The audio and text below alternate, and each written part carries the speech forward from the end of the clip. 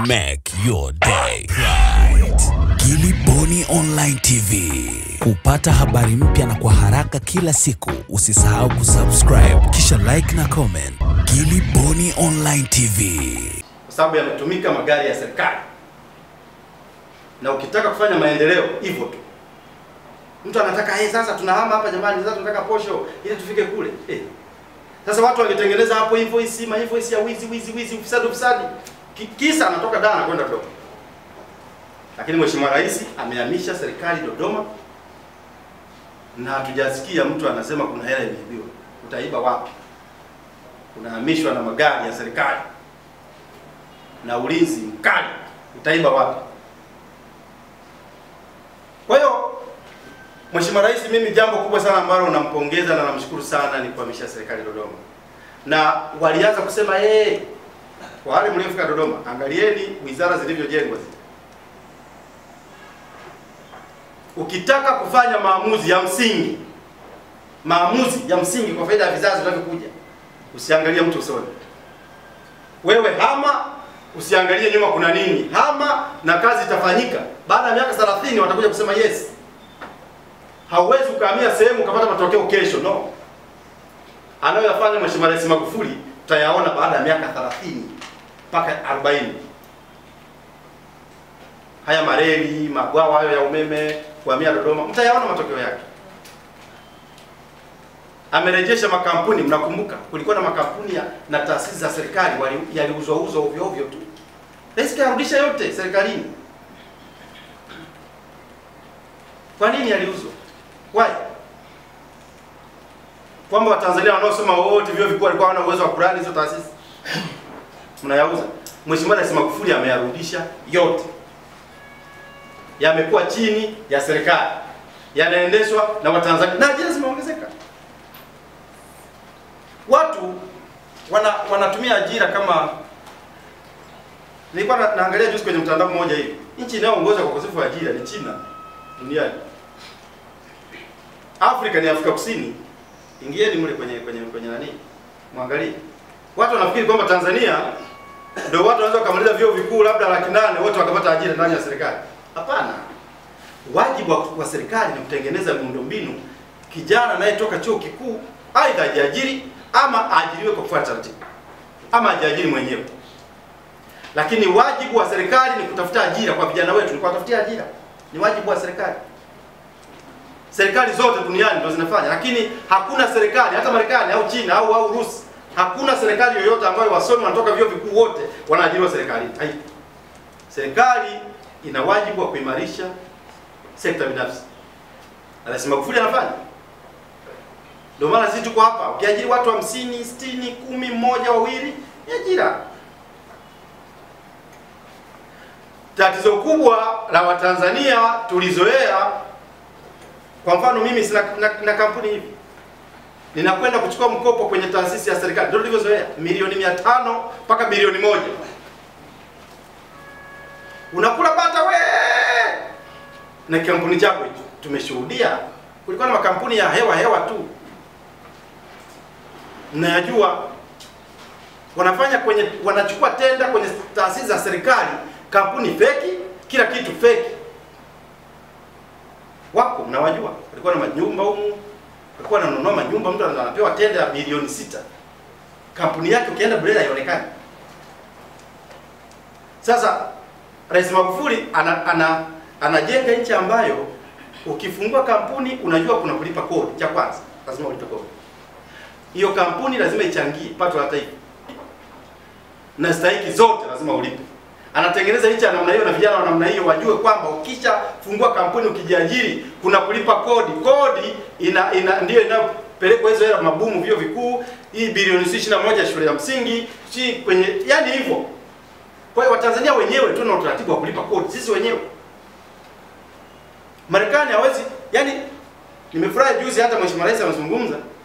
Wazungu walituletea kitu fulani, yani kwamba sisi tunategemea misaada tu. Yani kwenye taasisi za serikali zote mle utasikia hapo kuna kuchangia mama mjamzito, kuna sisi kutibu wazee, yani wazungu wanachangia. Kwa hiyo na wao wanajua tutakwenda Tanzania, tutapiga hela, tutapeleka Ulaya, hiyo pesa itarudi Tanzania. tunachangia kwenye mama wajawazito, kwenye wazee, kwenye elimu. Kumbe ni hela yetu ile ile. Hivi hakukuwa na watu ambao wanafikiria kwamba watu walipe kodi nchi wa mama wajawazito watibiwe kwa fedha hizi za kwetu. Kama ni wanafunzi wa shule ya msingi bilioni 21 zitoke kwetu humu. Nchi na watu milioni 55. Yaani hata ukiwaambia Watanzania wachange kila Mtanzania shilingi 100 tu. Shilingi ngapi hizo? Ukiwaambia kila Mtanzania achange 100 katika milioni 55, tuna shilingi ngapi? Kwa mfano kwenye maji hapa. Ukasema wale wabunge wanaopiga mikelele wale. Ukasema sasa sisi kila mbunge achange kwa hela yake, kila mbunge achange tu 100,000 tu. Tunakwenda kutatua tatizo la maji vijijini. Mimi nimejenga visima viwili huko nakotoka. Kisima kimoja milioni 1.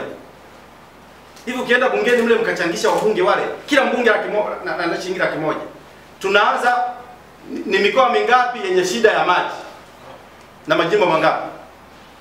Haya, tunakwenda mikoa 3. Kila kisima ni milioni 1 mpaka 2.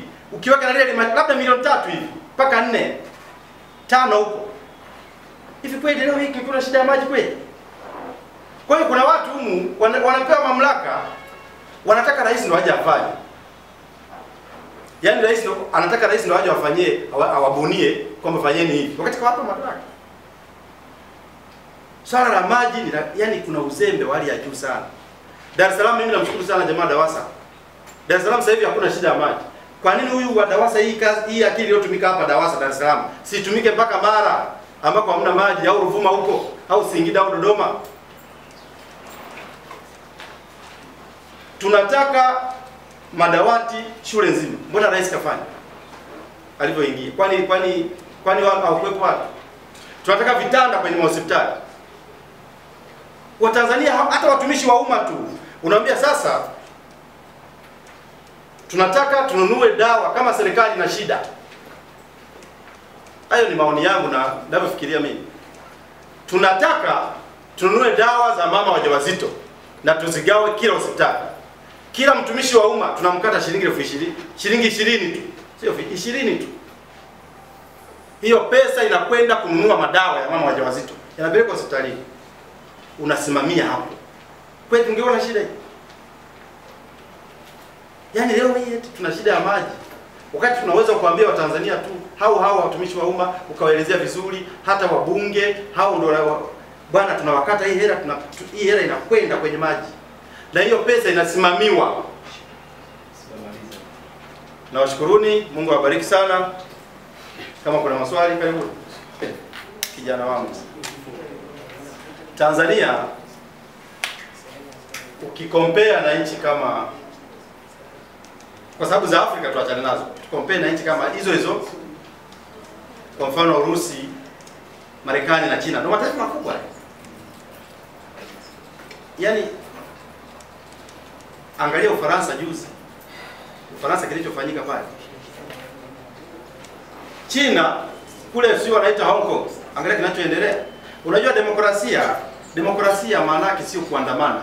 Unajua tatizo la Tanzania, wao wana define demokrasia kama kusema, yani unapomtukana rais eti ndio demokrasia. Unapoandamana ndio demokrasia. Sasa mimi nikuulize swali na mimi nakuuliza. Wakati wa Kikwete aliruhusu demokrasia hiyo mnayosema. Wapinzani walifaidika nini? Na nchi ilifaidika nini? Na mimi nakuuliza, wakati wa Kikwete aliruhusu demokrasia hiyo mnayoiita nyie. Maandamano kila siku kulikuwa na maandamano nchini. Tanzania ilifaidika na nini kupitia hayo maandamano? Nini tulifaidika? Au wapinzani wenyewe baada ya yale maandamano walijenga ofisi? Chama kikuu cha upinzani mpaka leo hawana ofisi. Wana nyumba tu, naleta siji jiko lile. Lakini walikuwa wanaandamana kila siku. Wamefaidika nini? Kwa sababu unapodai haki ya demokrasia kwamba inaminywa, maana yake nini? Umeambiwa wewe unaitwa Filimani Aika Elimbowe. Nenda jimboni, itisha mkutano, ongea. Wewe unaitwa Hamisi Kigwangala. Nenda Nzega vijijini, itisha mkutano, ongea. Sio demokrasia hiyo.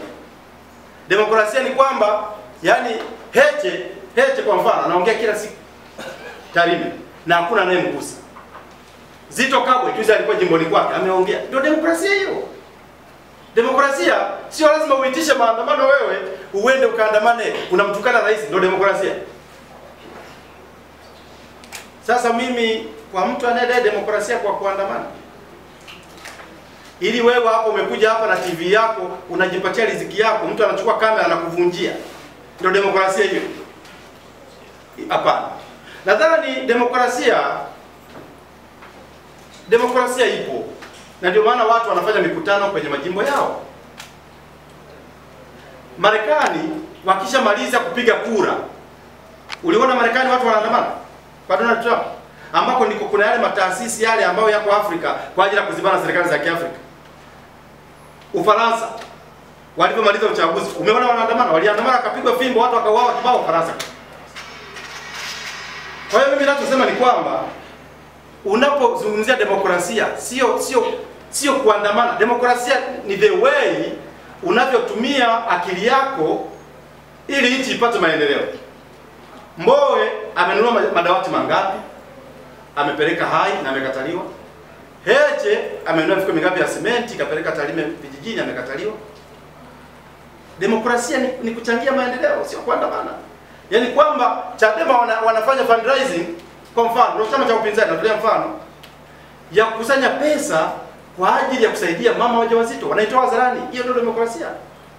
Demokrasia sio wewe unasema kwamba uachiwe uandamane na kumkejeli rais na kumtukana rais ndio demokrasia. Hapana. Nadhani demokrasia Tanzania ipo kuliko taifa lolote duniani. Sema kwa sababu ndio maana nikakuuliza mwanzo, wakati wa serikali ya awamu ya 4 waliandamana asubuhi, mchana, jioni. Faida gani nchi kama nchi ilipata kutokana na maandamano hayo? Hakuna. Kwa hiyo kuna siasa ni fulani ambayo sio nzuri sana. Yaani watu wanadhani kuandamana na kumtukana, kumdharisha mheshimiwa rais ndio wanaona demokrasia. Marekani pamoja na akili za Trump zote zile, watu wanamlinda, wanamdefend, wanamtetea, sio mchezo mzee.